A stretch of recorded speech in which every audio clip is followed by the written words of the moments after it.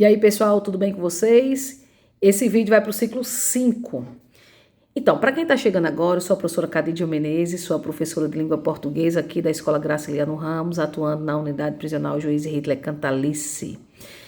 E eu gostaria de iniciar esse vídeo dizendo para vocês que nós estamos caminhando para o fechamento do segundo bimestre. Já, professora? Sim.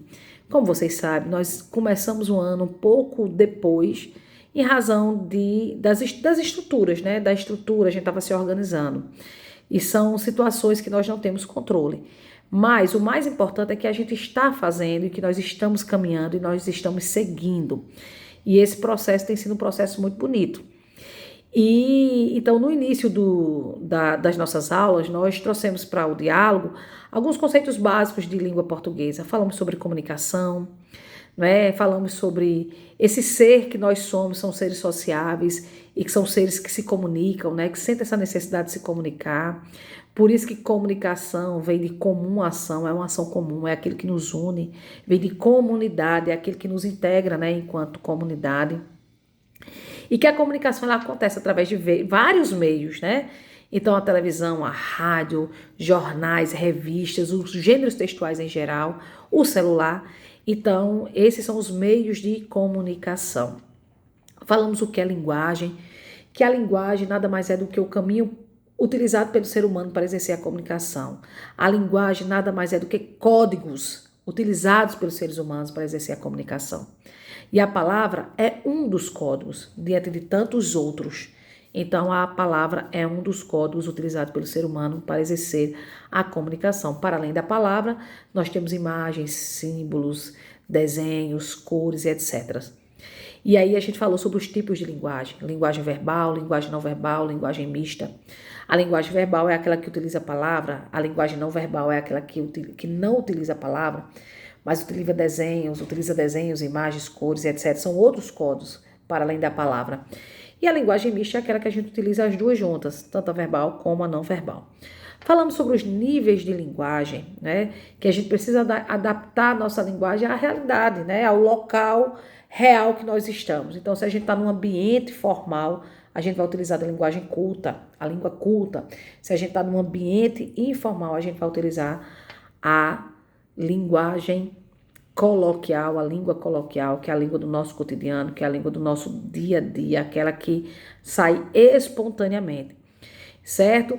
E depois a gente partiu para pensar os gêneros textuais. E quando a gente fala sobre gêneros textuais, nós falamos sobre estrutura e de intencionalidade comunicativa. Cada gênero textual tem uma estrutura, né?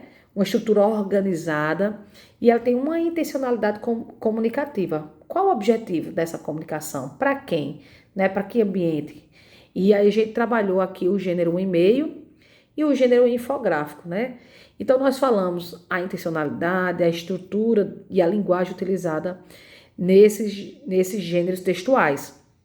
Se você tiver alguma dúvida, procure os nossos vídeos anteriores que você vai encontrar lá, né? Algumas dicas sobre como estudar o e-mail e o gênero infográfico. E falamos da importância desses dois gêneros para o mercado de trabalho, para a vida laboral, né? Então, o e-mail a gente encaminha para uma pessoa que é amigo, que é amiga, mas a gente também tem o hábito de encaminhar e-mails no ambiente de trabalho. Então, qual a linguagem que eu utilizo quando eu mando um e-mail para um amigo, para uma amiga?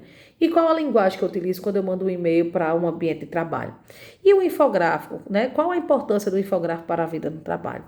E na semana passada nós trabalhamos em interpretação textual e falamos sobre a importância da interpretação textual para o nosso dia a dia, para a nossa vida, para a nossa cidadania. Então, gente, hoje nós vamos fazer uma atividade resumo desses últimos conteúdos que nós estudamos aqui. Vamos fechando o nosso bimestre essa semana.